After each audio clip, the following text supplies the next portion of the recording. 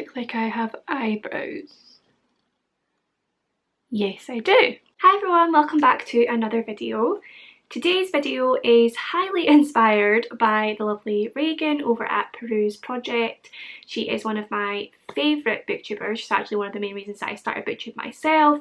Just absolutely love her videos. I think they're so interesting to watch. I love the way she talks about books. I wish I was as eloquent as her, but it's something I can aspire to later in life maybe. So a few days ago she put up a video talking about her 5-star predictions. So books that she hasn't got around to reading yet that she predicts she will give 5 stars when she does get around to reading them. So I thought, I'm gonna steal that. So I've gone through my bookshelves, I've picked out a few books that I can't wait to get around to reading, and I'm about 90% sure I will give 5 stars when I do get around to reading them, just from reading synopsis, hearing other people's reviews, hearing like-minded people enjoy the books, people who enjoy the same sorts of books as me, look for the same sort of things in books. So yeah, I'm just going to go through those with you today, have a little chat about them, and yeah, let's just get into it, shall we? So the first book that I predict I will give 5 stars is The Poppy War by R.F. Kong or Kang. I have been seeing this book everywhere at the moment. I think everyone is talking about it. Obviously, I think the second book is out and the third one is on its way, possibly, but everyone is giving this book such high ratings, particularly people who like the same sorts of books as me. Especially now that I'm really getting into fantasy again, this sounds right up my street. So I believe this book centres around the main character, Rin, who is a young Chinese girl who manages to get in one of those elite military schools in her area. And when she is there, she faces a lot of prejudice, she faces bullying, because she is a dark-skinned peasant girl, before she discovers that she actually possesses a power that none of her fellow classmates do, and that is an aptitude for the ancient art of shamanism, which is something I do actually know a little bit about, having studied art history at university for 1 year. I did not enjoy that year of my life, but I did learn a bit about shamanism, so that might come in handy for this book. But yeah, I believe that at the time when she enters a school and starts to develop her power, the country isn't yet at war, but another war is afoot. So I believe this book is all about getting ready for that war and Rin overcoming obstacles to develop her power and become quite the badass, I believe. I have heard that this is a grim dark fantasy, so it is not for the faint-hearted, which I am not, so that's fine. I do like a very dark and graphic book, so hopefully this one will be right up my street. As I said, I've only heard good things about this book, and I'm fairly sure it will be a 5-star read when I do get round to it. Second book I have is Strange the Dreamer by Laini Taylor, another fantasy book. This I've actually owned for over a year now. There is an inscription at the start of the book from my boyfriend Brandon. He bought it for me for my 24th birthday and left a lovely little message in the front, which is something I absolutely love. I love little inscriptions in books, and whenever people buy me books, I do always hope that they will leave an inscription. And if I get one from at my Amazon wishlist, I will always leave the little message inside so that it's always with that book. But this book, I believe, follows the central character of Laszlo Strange, who has an obsession with the long lost city of Weep, which I believe up until a little bit into this book people believe is mythical and does not actually exist. But Laszlo believes it does. He does lots of studying on it. He has become quite the expert on the city of Weep. And then the opportunity presents itself to go to the city of Weep and find out about all the secrets that it holds. And then of course, chaos will ensue. That's about all I know about this book. I don't really want to know anymore. I don't want to know what's going on in Weep. I want to find out for myself when I read it. I have heard that this is a beautifully written book, very sort of lyrical, which is obviously something I enjoy. I loved The Night Circus by Erin Morgenstern for that reason. I just love a beautifully, magically, lyrically written book, so I think this one will be one that I adore when I do get round to it. Again, because I've been getting into fantasy recently, this is one that I do want to pick up as soon as possible. I'm quite happy that I haven't actually managed to get very spoiled for this book, because everyone talks about it, but luckily all the people that I've seen talking about it have just talked about how good it is and not really given me any spoilers for the plot. So very much looking forward to that one. The final fantasy book that I have in this little pile is The Starless Sea by Erin Morgenstern. As I said, The Night Star Kiss is one of my all-time favourite books. I absolutely love it. It is beautifully written, and I've heard that The Starless Sea is much the same, and that Erin Morgenstern's lyrical writing style continues on into this book as well. So I've been dying to read this. I've actually had this since Christmas time and I've still not read it, but I do hope to pick it up soon.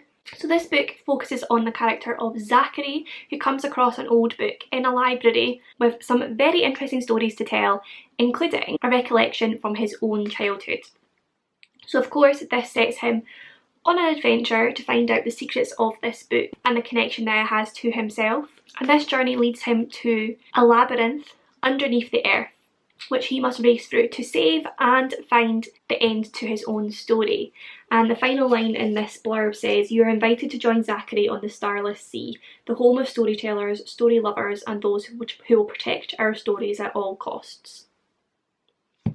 Now if that doesn't sound like a book for a book lover, then I don't know what does. I'm so excited to read this book. Like I said, it sounds magical, it sounds lyrical, and of course because it holds importance to stories and literature, that's something that I really love to see explored in books that are quite conscious of their own literary nature and that explore that within their pages. So yes, very excited to get around to this one soon. The next book I have is Radio Silence by Alice Oseman.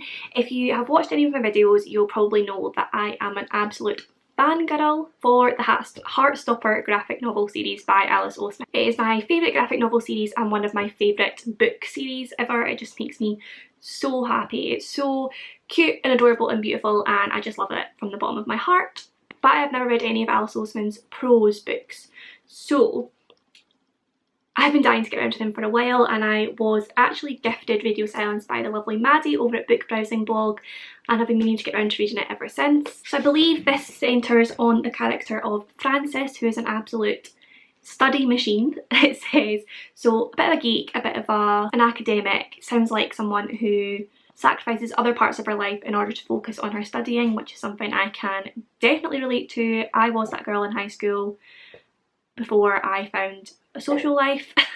And then she meets a boy called Alid who opens up other parts of herself and allows her to explore her identity more, the things that she has been holding back and pushing down in order to focus on those studies.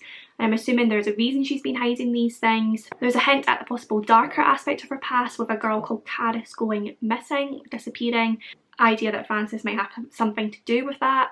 From what I know, it sounds like a great book that really deals with ideas of identity, finding yourself, as well as having quite an interesting plotline as well. And again, I have heard only great things about this book. I have had multiple people urging me to read this for the longest time, so hopefully I'll be able to get around to this one very soon. The final book that I have on my list of 5-star predictions is The Giver of Stars by Jojo Moyes. Again, I have owned this book since Christmas. I did get it as a Christmas present. However, there is no inscription in it, so I will have to get onto my mum for that one. But the only Jojo Moyes book that I've ever read, I believe, is Me Before You, which, and I haven't read the rest of the series. I only read the first one, Me Before You, and that book made me howl at the end. I absolutely sobbed my heart out. I couldn't watch the film because within 5 minutes the actors were just doing my head in and I just couldn't watch it. I just thought it was so over the top compared to the book. I have also heard since that the representation in the book wasn't the best, and that's something that I, as a younger reader when I was reading it, didn't pick up on, so it does make me need to sort of rethink what I thought of that book. However, this is completely different, I believe. This one is set in England in the late 1930s and it centres around the character of Alice Wright, who is a very unconventional young woman who does not want to yield to masculine ideas of what it means to be a woman in this time. She is married off to a young man, a wealthy American man, that she believes will allow her to leave her sort of family, home, domestic life behind. However, when she does marry him and move into his house, she realises that she is expected to just be that very domesticated, quiet wife, which is not what she is. So as a form of rebellion, she joins a couple of other female characters who have started a mobile library. So basically there's a library in the centre of the town, and these women go out on horses throughout the town and over the mountains to deliver books to families who people who can't reach them, people who maybe don't read, don't have any literary skills whatsoever. And of course this is quite the hoo-ha because a young woman should not be out on her own in the mountains on horseback, nor should she probably really be reading. So again, I believe this is a tale of identity, female freedom, and also friendship between these female characters who have similar ideas of what it means to be a woman and similar calls to literature. So the final line says, "But when Baileyville turns against them, will their belief in one another and the power of the written word be enough to save them?" So again, I absolutely love the sound of this. Again, I love anything that's to do with literature and what it can do for humanity. I also always love the idea of characters testing the boundaries of what their identity should mean or what restrictions have been placed on them by others. And I'm really excited to see how they push those boundaries and the friendship that ensues.